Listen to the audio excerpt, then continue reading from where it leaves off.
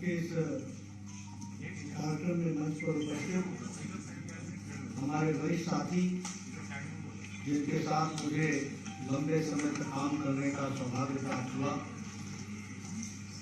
Party में भी और सरकार में भी, पूर्व में मंत्री रहे सम्माननीय प्रकाश जावड़ेकर जी, हमारे राष्ट्रीय उपाध्यक्ष और हमारे वरिष्ठ साथी गजेंद्र पांडा जी, हमारे राष्ट्रीय मंत्री अलका गुर्जर जी, हमारे प्रदेश के अध्यक्ष श्री आदेश गुप्ता जी, हमारे विजय गोयल जी, सम्मानित मंच और यहाँ दिल्ली की प्रमुख जनता, देवी और सज्जनों और मेरे मीडिया के साथी, मीडिया और इलेक्ट्रॉनिक मीडिया के साथी, मैं अपना सौभाग्य मानता हूँ कि मुझे मोदी एट 20 इस कार्यक्रम में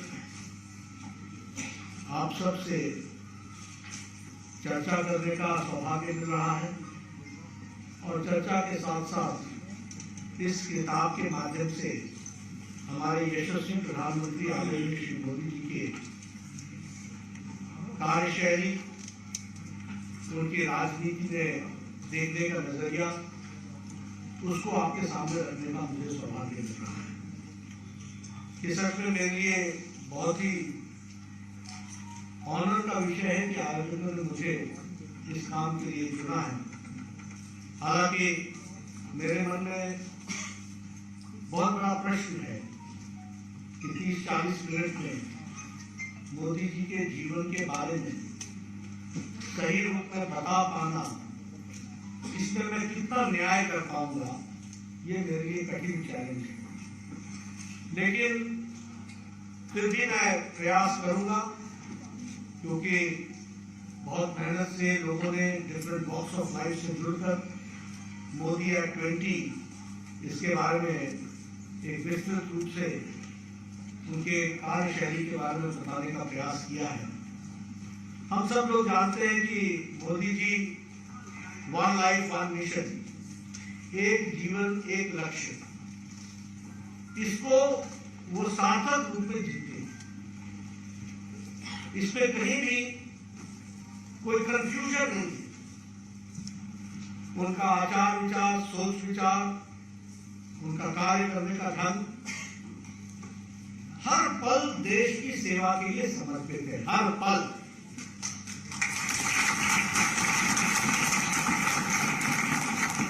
और ये कहने के लिए नहीं है, ये हमने उनको देखा है। इसलिए ऐसे व्यक्तित्व के साथ न्याय कर पाना बड़ा कठिन होगा, लेकिन फिर भी मैं प्रयास करूंगा। अभी प्रकाश जी ने बताया कि मोदी एट 20 का मतलब 30 साल एडमिनिस्ट्रेटिव हेड, 20 साल एडमिनिस्ट्रेटिव हेड के रूप में, अब वो 21वां साल पूरा होगा, लेकिन 20 साल पूरे होने पर यह पुस्तक को प्रस्तावित किया। दुनिया में इस तरीके से 20 साल 21 साल हेड ऑफ द स्टेट के रूप में काम करना, ये एक मिशन के रूप में जीते हुए मोदी जी ने इसको पूरा किया है। और यह अपने आप में एक रिकॉर्ड है, अद्वितीय रिकॉर्ड है। इस रिकॉर्ड को और दूसरी बात कि हर दिन, हर साल, हर पल मोदी जी की पॉपुलैरिटी बढ़ती ही गई है। It is always on increase, all time increase. जब जब आप सर्वे कराते हो तो आप देखते हो कि सीटों का आंकड़ा भी बढ़ा हुआ है और उनकी पॉपुलैरिटी भी बढ़ी हुई है। यह मोदी जी का व्यक्तित्व है, इसको आपको समझना चाहिए।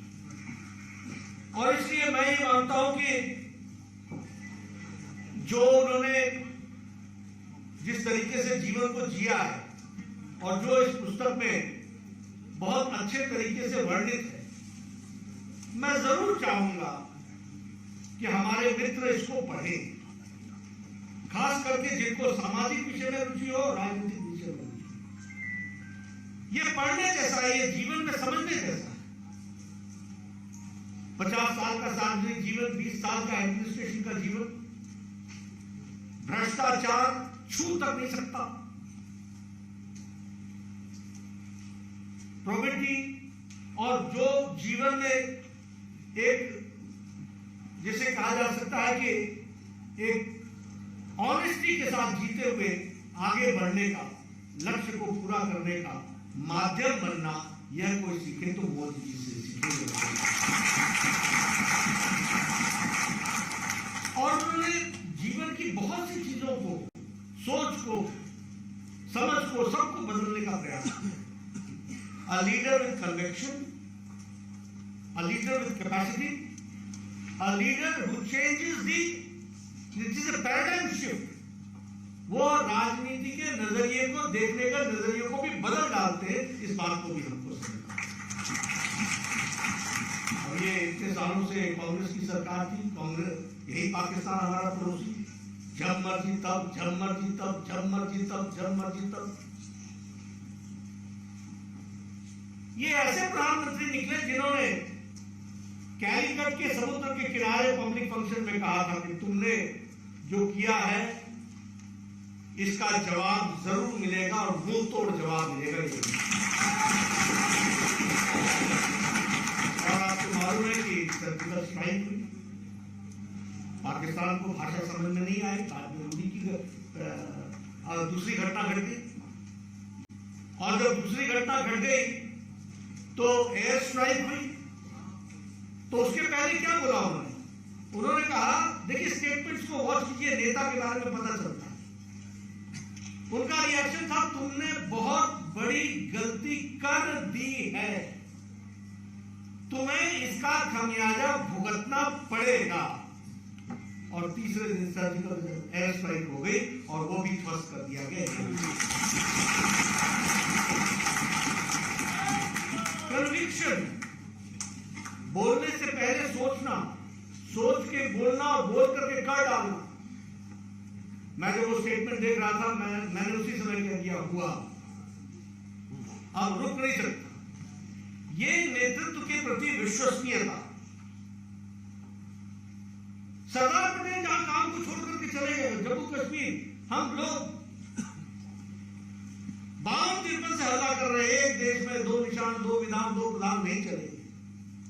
लेकिन एक देश में एक विधान, एक प्रधान, एक संविधान मोदी जी ने करके दिया।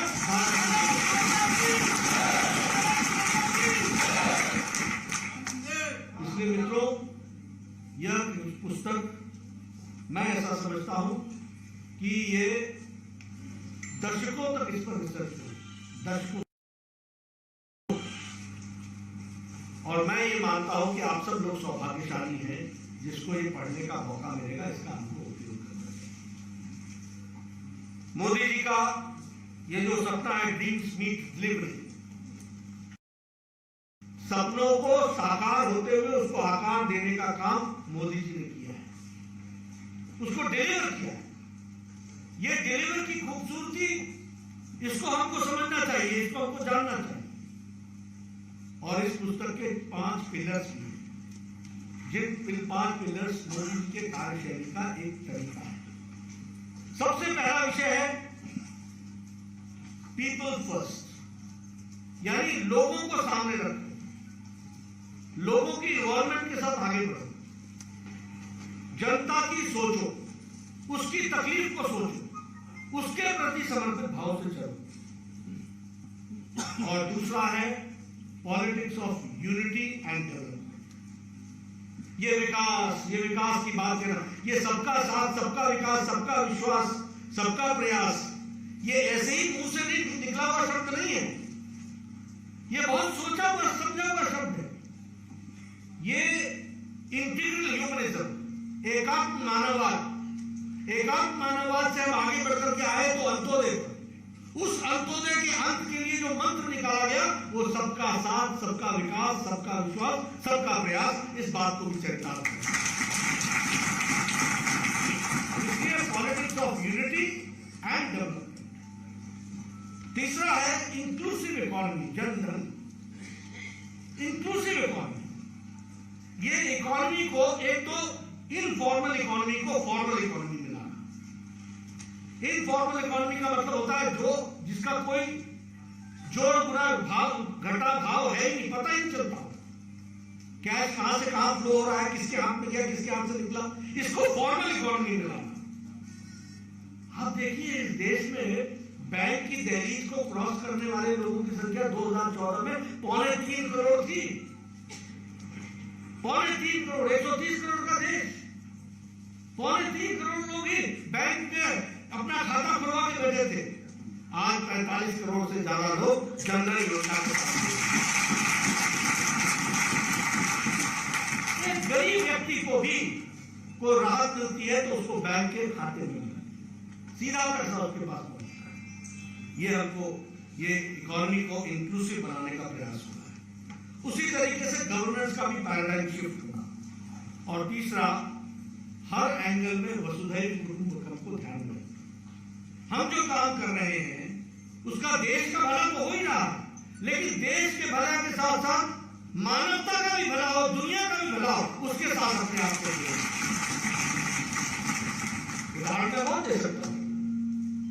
अब ये कोविड की बात कीजिए, अगर 200 करोड़ के डोज यहां लगे हैं वैक्सीन, तो 100 देशों को तो वैक्सीन मैत्री में हम लोगों ने वैक्सीन दी है, और जिसमें से लगभग 25 देशों को तो मुफ्त बांटी है, मुफ्त वैक्सीन दी है। ये हमारा, इसलिए इन 5 फाउंडेशंस पर, पिलर्स पर ये खड़ा, ये जो किताब को इलैबोरेट किया गया है, उसको हम सबको जरूर उसको जानने देना चाहिए। ब्लू क्राफ्ट ने जो इसको ड्राफ्ट किया है उसको भी मैं बधाई देना चाहता हूँ। उन्होंने इतने जिस पर्सनालिटी का व्याप इतना बड़ा हो, उसको एक पुस्तक में समा लेना ये बड़ा कठिन कार्य है, और कोई एक व्यक्ति कर भी नहीं सकता था। इसलिए लगभग 22 लेखकों ने 21 चैप्टर्स में इसको लिखा है, और जिन लोगों ने लिखा है वो सब अपने अपने जीवन में, समाज में स्थान रखने वाले लोग, सब लोग अचीवर्स हैं। ये कोई ऐसे ही नहीं है कि किसी ने पकड़ करके इस किताब को लिख दिया। फिर चाहे अमित शाह जी हो, एस जयशंकर जी हो, हमारे अन्य प्रतिनिधि हो, हमारे अमीश जी त्रिपाठी हो, पीवी सिंधु हो, अजीत डोभाल जी हो, नंदन जी हो, सब लोगों ने, जिन लोगों ने जीवन में अचीव किया है, उन लोगों ने इसमें अपना पार्टिसिपेशन किया है। मैं उनको धन्यवाद भी देता हूं और उनको बधाई देता हूं कि उन्होंने बहुत अच्छे तरीके से, अपने अपने तरीके से मोदी जी के व्यक्तित्व को हम सबके सामने रखने का।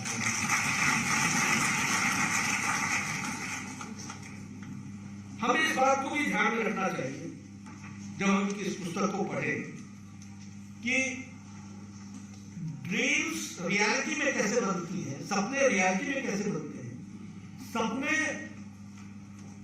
डिलीवर कैसे होते हैं, ड्रीम्स टू डिलीवरी। इसको अगर जानना हो तो प्रधानमंत्री मोदी जी के पॉलिसी मेकिंग प्रोसेस को भी इंफॉर्मेशन रखना चाहिए। किस तरीके से वह पॉलिसी मेकिंग में अपना इंटरवेंशन रखते हुए चीजों को ठीक ढंग से रखने का प्रयास करते हैं। एक बात हम सब लोग जानते हैं कि उन्होंने हमेशा इंपावरमेंट की बात की, सशक्तिकरण की बात की है। सशक्तिकरण किसका?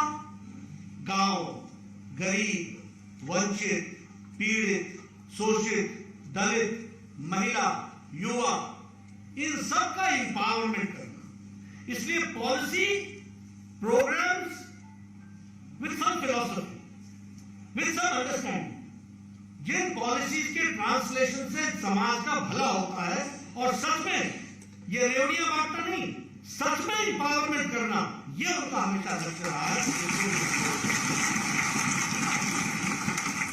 और इसीलिए जब हम बात करते हैं, अगर विमेन एम्पावरमेंट की बात करें तो उज्ज्वला, उजाला, सौभाग्य, बेटी बचाओ बेटी पढ़ाओ, स्वच्छ Bharat, preservation of women in arm forces, health indicators, IMR, infant mortality ratio, MMR, maternal mortality ratio, rate, ये सब चीजों में हम किस तरीके से अच्छा कर सकते हैं, इसकी चिंता कीजिए।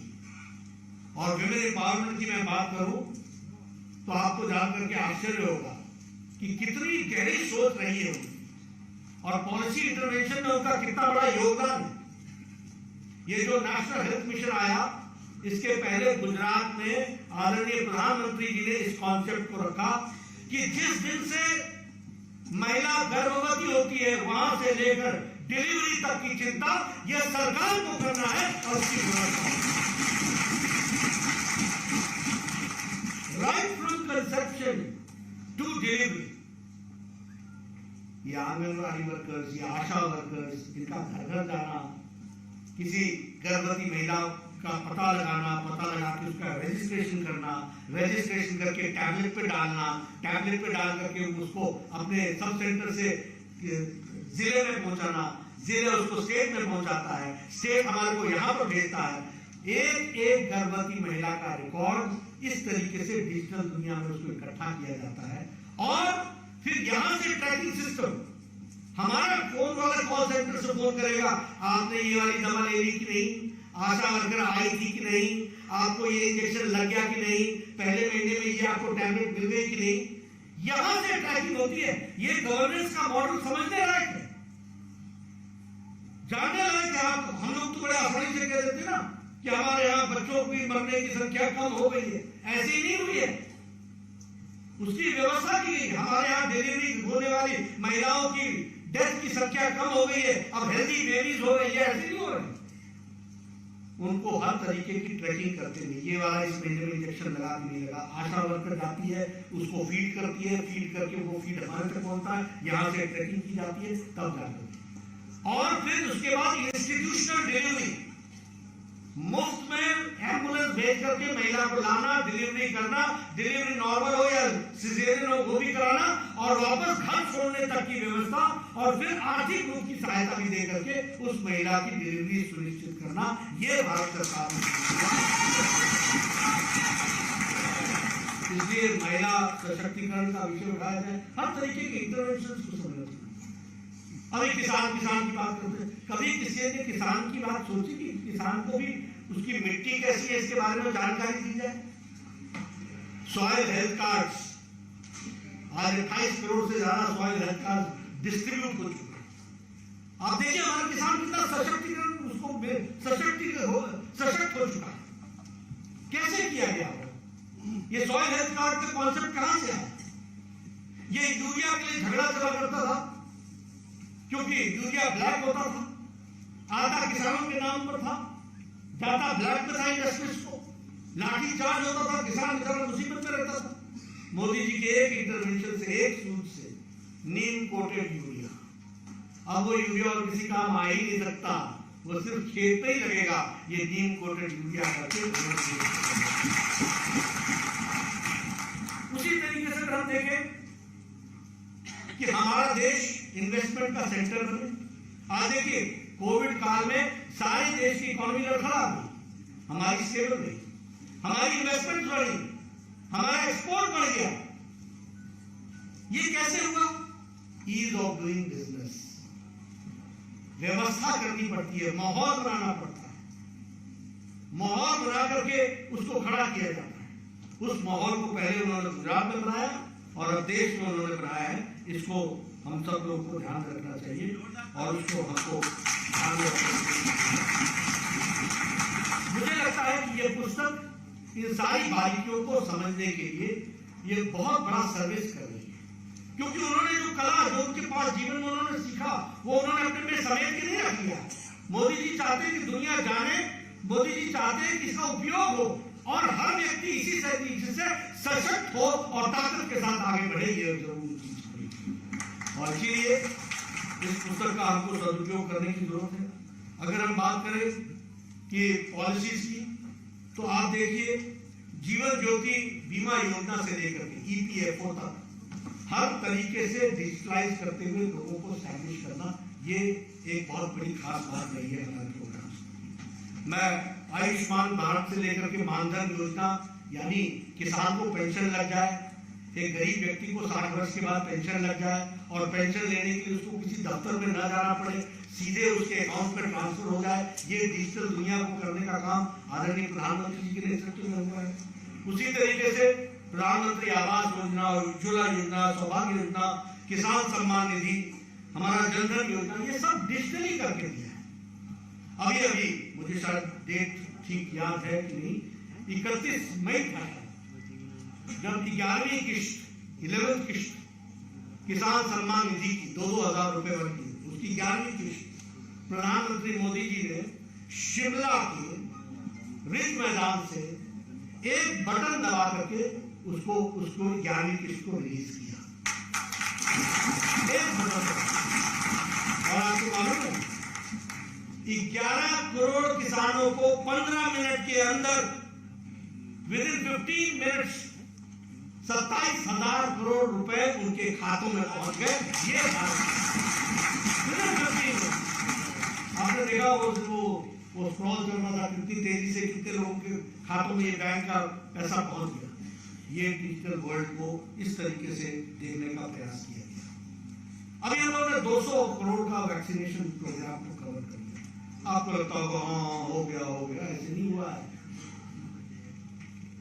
इसके लिए उन्होंने कहा था कि we will make India best in digital, we will make India best in digital payments, and he did it. वो करके दिखाया है। इसको भी आपको मोदी जी जिंदाबाद, मोदी जी जिंदाबाद। ये मैं जब इसको बोलता हूं तो आपको समझना चाहिए। जब मैं स्वास्थ्य मंत्री था तो उन्होंने मुझे ला करके पूछा, भाई ये आप इसकी ट्रैकिंग कैसे कर रहे हो, किसी भी काम को ट्रैकिंग कैसे करते हो? मैंने कहा अभी तो कोई व्यवस्था नहीं है, स्टेट्स जो होती हैं वही इसको डिजिटली करती हैं और इसी तरीके से हम लोग देखते हैं। बोले नहीं, इसका कोई व्यवस्था करो जिसमें चेक होना चाहिए सारी चीजें कैसी हो सकती। उस समय हम लोगों ने शुरू किया ई-वे, बहुत मेहनत करके बहुत अच्छी वेल डिजाइन प्रोग्राम बनाया। उसमें वो क्या था, ई-वे क्या था कि इलेक्ट्रॉनिक वैक्सीन इंटेलिजेंस नेटवर्क। एक जो हमारी वैक्सीन यहां से चलती है उसको कोल्ड स्टोरेज में रह करके पहुंचनी चाहिए अंत तक, चाहे वो आप लाहौल स्पीति के लद्दाख तक पहुंचाना हो, चाहे आपको गढ़चिरौली के जंगलों में पहुंचाना हो, चाहे आपको मलाला के पहाड़ों पर पहुंचाना हो, चाहे आपको छोटा बंगाल कहीं पर पहुंचाना हो, एक टेम्परेचर में पहुंचना है। अब इसको कैसे ट्रैक किया जाए? तो उन्होंने 2 तरीके उसमें इस्तेमाल किए। एक, जिस समय ये टेम्परेचर से बाहर निकलेगा इसका रंग बदल जाएगा। दूसरा, ये वेस्ट हो जाएगा। दूसरा, हर ट्रैकिंग पॉइंट को इलेक्ट्रॉनिकली इसको ट्रैक करो, तो बना ई-विन। और ये ई-विन काम आया कोविड में। जब कोविड आया तो उस समय डिजिटली अपना रजिस्ट्रेशन कराओ, डिजिटली ही अपना अपॉइंटमेंट ले लो, डिजिटली आप अपना वैक्सीनेशन करा लो और डिजिटली आप वैक्सीन का सर्टिफिकेट भी ले लो। ये काम करके 200 करोड़। अब जिस दिन मुझे उन्होंने ई-विन के लिए कहा था तो मेरे दिमाग में तो बैठ नहीं रहा था कि इससे होगा क्या, इससे होगा क्या। इससे यही हुआ कि देश के काम में ये जब आपत्ति का समय आया, अब जैसे ये जनधन योजना, हम लोग सब कांग्रेस के लोग तो मजाक बनाते थे, ये खाते खुलवा के क्या होगा, खाते खुलवा के क्या होगा। 20 करोड़ बहनों को 3 महीने तक मोदी जी ने कोविड के लॉकडाउन में उनके खाते में 500 रुपए पहुंचाए, 20 करोड़। न पोस्टमैन, न मनी ऑर्डर, न पोस्ट ऑफिस, न व्यक्ति बीच में, इधर मोदी जी और उधर वो बहन जिसको 500 रुपए मिल रहे थे। 1000 रुपए हमारे जो विकलांग भाई थे उनके यहाँ 3-3 महीने तक पहुंचाया गया। ये डिजिटल दुनिया की फर्क आया है, उसको भी हमको समझना चाहिए और जानना चाहिए। अभी अगर हम बात करें आयुष्मान भारत, इसमें मुझे काम करने का मौका मिला, प्रधानमंत्री ने कहा था। आप देखिए, अब ये भी आप समझने लायक चीज है। 50 करोड़ लोग, 10 करोड़ 75 लाख परिवार, इनको 5 लाख रुपए का आयुष्मान भारत का हेल्थ कवर मिला। यानी अगर मैं जनसंख्या की दृष्टि से जोड़ूं तो सारा अमेरिका जोड़ लो, सारा मैक्सिको जोड़ लो, सारा कनाडा जोड़ लो और यूरोप जोड़ लो, तो जाके हमारा आयुष्मान भारत बनता है। ये हमारी जनसंख्या 50 करोड़ प्लस लोग, उनको डिजिटली जोड़ा। और ये स्कीम कितने दिनों में बनी, आप सोचिए। हम लोग उन्होंने इसके लिए कितना समय दिया होगा और कैसे काम हुआ होगा। 8 महीने में ये स्कीम रोल आउट हुई है, विद इन 8 मंथ्स। 50 करोड़ लोगों को 5 लाख रुपए देने की व्यवस्था। और व्यवस्था कैसी की गई है कि आपको पहले गोल्डन कार्ड दिया जाएगा या चिट्ठी दी जाएगी, उस चिट्ठी पर कोड होगा, उस कोड को लेकर के आप हॉस्पिटल में जाएंगे। जब आप उस कोड को आप डिकोड करेंगे तो आपका नाम पता सारा कुछ निकल करके आ जाएगा। आपका नाम चुन्नूलाल है, आपके बेटे 2 हैं, आपका परिवार पत्नी का नाम ये है, आपकी उम्र इतनी है, ये सारा रिकॉर्ड आ जाएगा। उसके बाद हॉस्पिटल पूछेगा कि तुम ये बताओ कि तुम ही चुन्नूलाल हो, इसका प्रमाण क्या है। तो वो चाहे अपना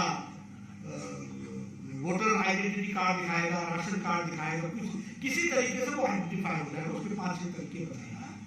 आइडेंटिफिकेशन के बाद आपका अंगूठा वहां बायोमेट्रिक में जुड़ जाएगा। इस अंगूठे के जुड़ने के बाद आप आयुष्मान भारत की सेवा, दुनिया के किसी भी आयुष्मान भारत जहां फैसिलिटी होती है, उस हॉस्पिटल में जाकर के सिर्फ आप अपना अंगूठा लगा करके आप अपनी सेवाएं ले सकते हैं। आपका ऑपरेशन हो जाएगा, सब कुछ हो जाएगा और पेमेंट डिजिटली हो जाएगा। कितने लोगों का होगा? 50 करोड़ लोगों को ये व्यवस्था दी। ये बदलता भारत है। सोचा था, कोई कल्पना की थी? दिल्ली का व्यक्ति मुंबई के टाटा मेमोरियल हॉस्पिटल में जाकर के ऑपरेशन कराता है और वो वहां जाकर के अपना बायोमेट्रिक इस्तेमाल करता है, और जब बायोमेट्रिक इस्तेमाल करके बताता है कि मेरा इस समय डिस्चार्ज हो गया, उसको एक मोबाइल पर मैसेज आता है, are you satisfied with your arrangements? आपका ऑपरेशन हुआ है, आपने जैसे ही यस किया वैसे ही पैसा भारत सरकार का दिल्ली से होता हुआ मुंबई और मुंबई इस हॉस्पिटल में पहुंच जाता है। इस तरीके की व्यवस्था। और आपको जान करके आश्चर्य होगा कि इस योजना के लिए प्रधानमंत्री जी ने खुद 6 महीने के अंदर लगभग 15 से 20 मीटिंग्स की। हर छोटी बड़ी बात, हर बारीकी को उन्होंने, इसका कैसे इंतजाम करोगे, इसका कैसे इंतजाम करोगे, इसको कैसे ठीक करोगे। यानी पॉलिसी और प्रोग्राम का सेफ्टी मेजर की भी चिंता की गई। इसमें डुप्लीकेशन कैसे अगर होगा तो उसको कैसे बचाओगे, इसमें फ्रॉड अगर हुआ तो उसको कैसे बचाओगे, पैसा सही व्यक्ति को जा रहा है कि नहीं जा रहा है, इसको कैसे पता करोगे, उन्होंने सच में ऑपरेशन किया कि नहीं किया, इसको कैसे पता करोगे। क्यों जाना? ये मोदी जी की खासियत है। हमारे यहाँ क्या होता है, देख लेना भाई, देख लेना भाई, देख लेना भाई। वही पहले क्या चलता था, जागते रहो और सब सोते रहो, यही होता था ना। अपना उठे, एक नारा लगा दिया, जागते रहो, अगले ने सुना, बोला जागते रहो, फिर सो गए। इधर प्रधानमंत्री मोदी जी इन बारीकियों को 15 to 20 मीटिंग्स लेना और मीटिंग में बारीकियों पर चर्चा करना, अफसरों से पूछना, अभी तक कहां पहुंचे, अभी तक कहां पहुंचे, अभी तक कहां पहुंचे, कैसे करोगे, कैसे इसको इम्प्रूव करोगे। तो ये चीजें हमको उनके चीजों से समझने में सुविधा भी होती है और जानकारी भी होती है। एक एस्पेक्ट उनका जन भागीदारी का होता है। कोई भी काम उन्होंने किया उसमें हमेशा पीपल फर्स्ट, जन भागीदारी, पीपल्स पार्टिसिपेशन। कोई रिफॉर्म्स लाते हो, प्रोग्राम्स लाते हो, उसको आप जनता के बीच में रखो, उसकी डिस्कशन होने दो, उसमें सजेशन सुनवाओ। हमारे यहाँ 2 पॉलिसीज आई, national health policy, national education policy. अब मुझे आंकड़े नहीं याद है, लेकिन लाखों में सजेशन आए, लाखों। प्रकाश जी ज्यादा बेहतर बता सकेंगे एजुकेशन के बारे में, शिक्षा के बारे में। मुझे इतना याद है कि लगभग 300 सेमिनार्स हुए थे, 300 सेमिनार्स। हर छोटी बड़ी आपको चिंता की और चिंता करके समावेश किया है, समावेश करके। इसलिए पीपल्स पार्टिसिपेशन, स्टेक होल्डर्स की पार्टिसिपेशन, जन भागीदारी। ये जीएसटी का रिफॉर्म्स आया, इतना बड़ा रिफॉर्म्स आया, आप बताइए इसमें जन भागीदारी पूरी हुई कि नहीं?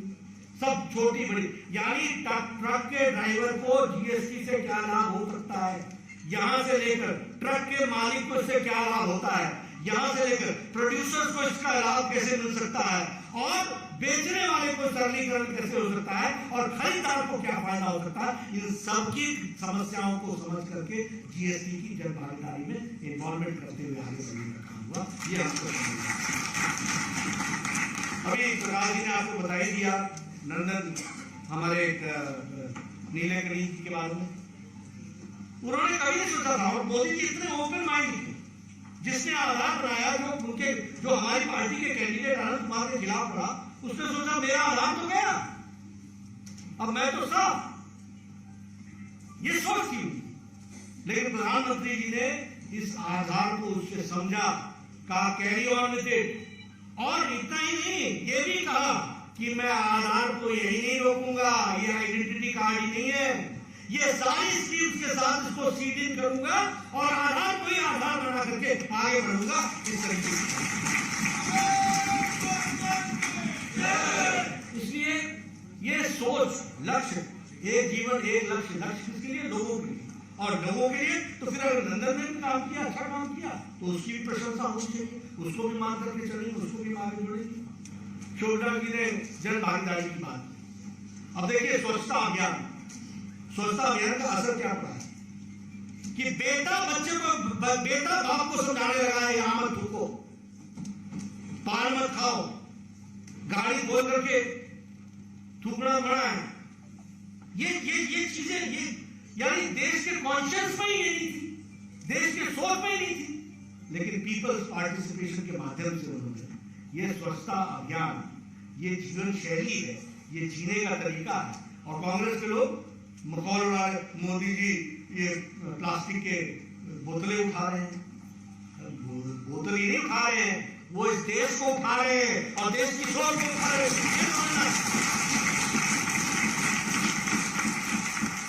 उन्होंने कहा कि महिलाओं को शौच के लिए जाना पड़ता है, लाल किले के प्राचीर से उन्होंने स्वच्छता अभियान की बात की। तो कांग्रेस के लोगों ने कहा वो प्राइम मिनिस्टर मोदी टॉयलेट की बात करता है, वो भूल गए कि 11 करोड़ टॉयलेट्स बने, इसका मतलब 11 crore women and children did not lead a life with dignity, इज्जत के साथ नहीं किए थे, उनको इज्जत दी तो मोदी की।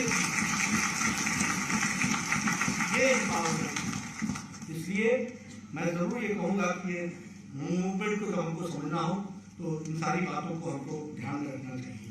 हमारे अमीश त्रिपाठी जी ने बहुत अच्छे तरीके से कहा कि Modi ji have not only developed nation state but civilizational state. उन्होंने संस्कृति को जोड़ा, यूनिवर्सल ब्रदरहुड को जोड़ा, दुनिया के सामने भारत का हेरिटेज रखा है, उन्होंने दुनिया के सामने भारत का भ्रातृत्व रखा है, भाईचारा रखा है, उन्होंने दुनिया के सामने भारत का आर्ट रखा है, उसका कल्चर रखा है, उसका सिविलाइजेशन रखा है।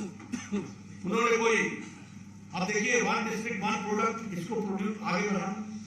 और किसी भी फॉरेन कंट्री को कोई भी अगर गिफ्ट दिया जाएगा तो वो कहीं ना कहीं भारत की परंपरा से जुड़ा हुआ होगा, इस तरीके से उन्होंने बात की। तो ये जो सोच है, उस सोच में फिर चाहे वो हैंडीक्राफ्ट हो, फिर चाहे वो, अब हमारा एजुकेशन सिस्टम है, इंडियन न्यू एजुकेशन पॉलिसी, कभी किसी ने सोचा था कि भारतीय भाषाओं में पढ़ाया जाएगा?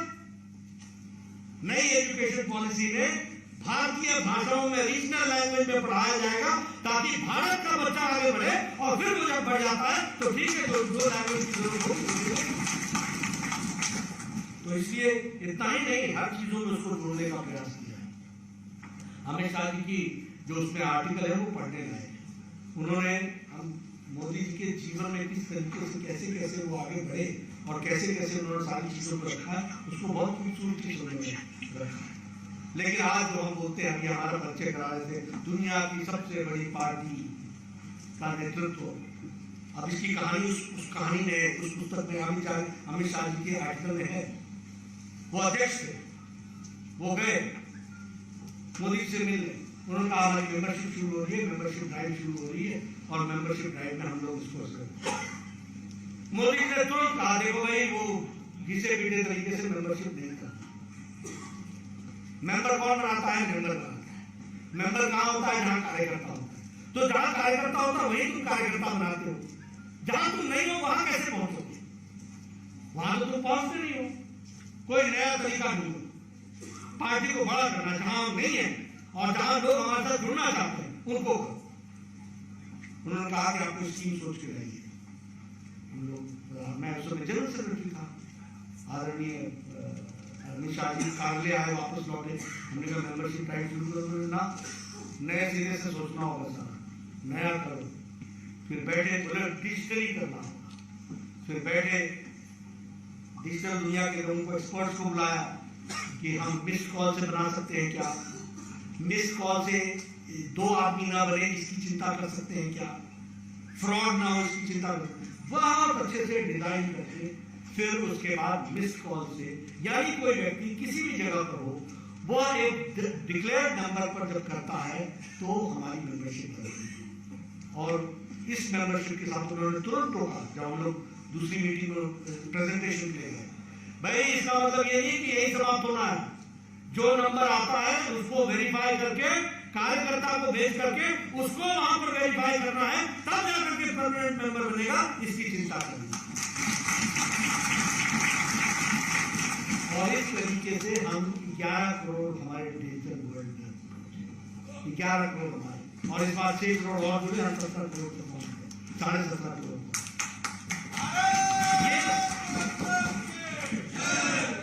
तो अच्छा, हम तो अपना सौभाग्य मानते हैं, मैं तो अपने आप को बहुत ही सौभाग्यशाली मानता हूँ, क्योंकि जब मैं विद्यार्थी परिषद से युवा मोर्चा में आया तो उस समय वो राष्ट्रीय महामंत्री बनकर के दिल्ली आए। मेरे प्रभारी थे, मुझे उन्होंने बहुत कुछ सिखाया, बताया, पढ़ाया और जानकारी हासिल की, लेकिन अमित भाई के पास हमेशा पार्टी के लिए अवेलेबल रहे। प्रधानमंत्री है, समय की कितनी मर्यादाएं होती है आप जानते हैं, लेकिन अगर हमने कह दिया, हम लोगों ने कह दिया कि आपकी 3 सभाएं हुई है, उन्होंने कभी नहीं पूछा कि ऐसे कैसे करोगे, मेरे पास टाइम नहीं है, कभी ऐसे नहीं कहा, हमेशा पार्टी के लिए अपने आप को अवेलेबल। अब ये सेवा ही संगठन, ये आपको लगता होगा वो नाम के बारे में भी बारीकियों में गए, कोविड का समय था, फोन आया, मैंने कहा ऐसे ऐसे सेवा का आपने बात की थी, तो हम सेवा कार्यक्रम बना रहे हैं, बोले बना के भेजो, बना के भेजा, 3 घंटे के अंदर फिर से जवाब आ गया, इसमें ये जोड़ो, ये जोड़ो, ये जोड़ो, ये जोड़ो, ये 5 काम करने हैं, और इसका नाम सेवा ही संगठन, ये नाम सेवा कार्यक्रम ही सेवा ही संगठन, हर बारीकियों को। और आज भारतीय जनता पार्टी अकेली पार्टी रह गई है जिसने कोरोना के क्राइसिस में, सारी पार्टियां लॉकडाउन हो गई, आइसोलेशन में चली गई, क्वारंटाइन हो गई, काम किया तो सिर्फ भारतीय जनता पार्टी।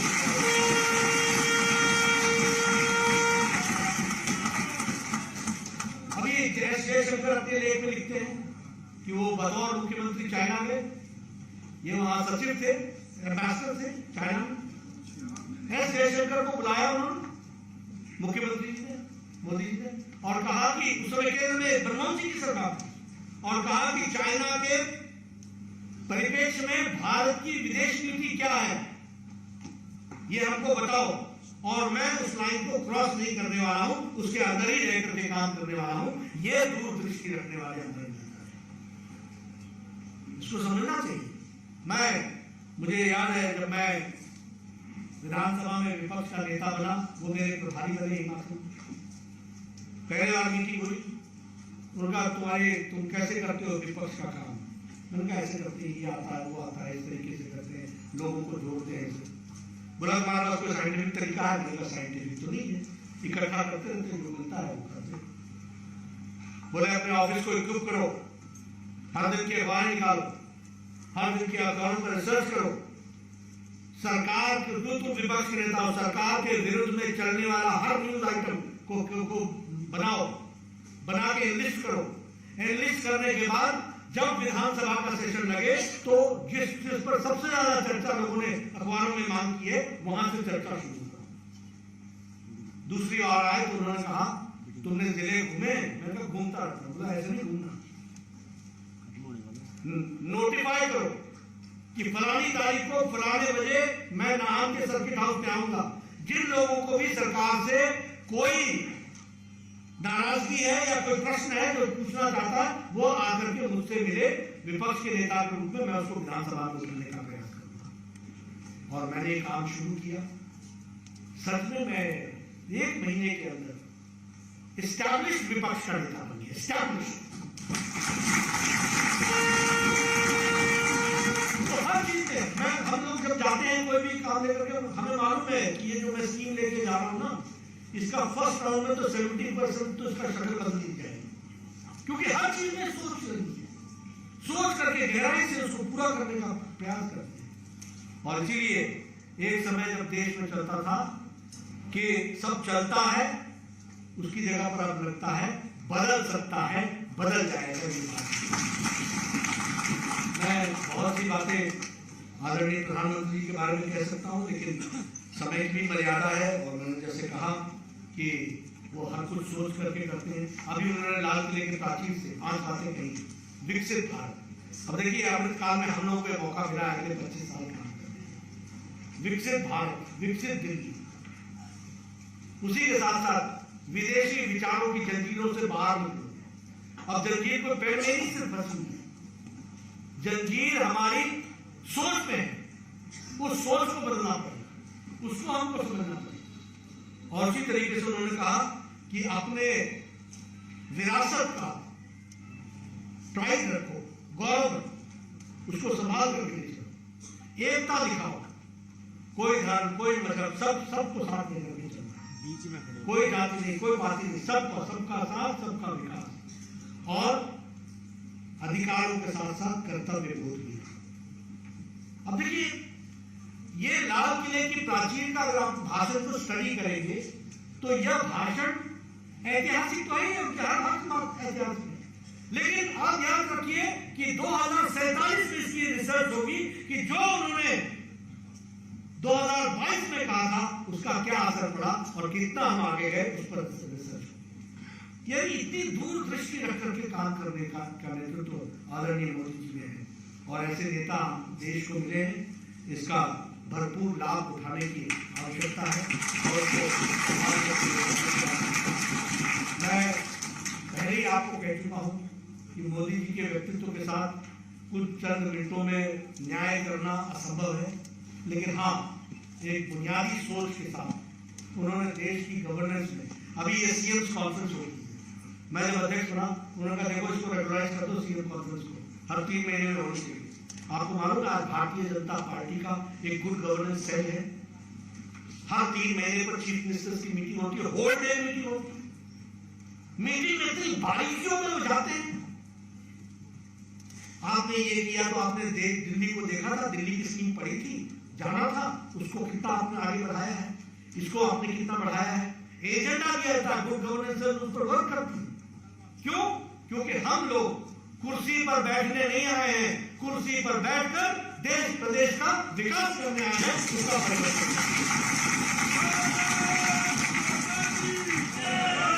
इसलिए परफॉर्म करो, रिफॉर्म्स लो, ट्रांसफॉर्म करो, ये उनका उद्देश्य ध्येय वाक्य रहा। मित्रों, हम सब लोग जैसे मैंने कहा कि भाग्यशाली है कि उनके नेतृत्व में हम सब लोग को देश को आगे बढ़ने का मौका मिल रहा है। हम इस किताब को, अमित शाह जी ने इसे गीता फॉर पॉलिटिकल वर्कर्स कहा है। इट इज ए गीता, पढ़ने लायक, इसकी बारीकियों जाने लायक। और मैं चाहूंगा कि हर व्यक्ति जो राजनीति में रहता है और वो राजनीतिक कार्यकर्ता भी है, उसको ये पढ़ना उसके जीवन को परिष्कृत करने में बहुत काम आएगा। उसके anybody in the political space, if he wants to enlighten himself, if he wants to grow further, this book will be a guide to it. तो मुझे लगता है कि आप सब इसका उपयोग करें और मैं प्रकाश जी को विशेष करके धन्यवाद देना चाहता हूँ जो बड़ी तन्मयता और लगन के साथ इस काम को कर रहे हैं और उसमें उन्होंने मुझे भी जोड़ा है और मुझसे भी निवेदन किया था कि मैं आऊँ, तो मैं आप सबके बीच में आया, प्रयास मैंने किया है। बाकी आपको न्याय तो तभी मिलेगा जब आप पूरी किताब खुद पढ़ेंगे। इन्हीं शब्दों के साथ बहुत बहुत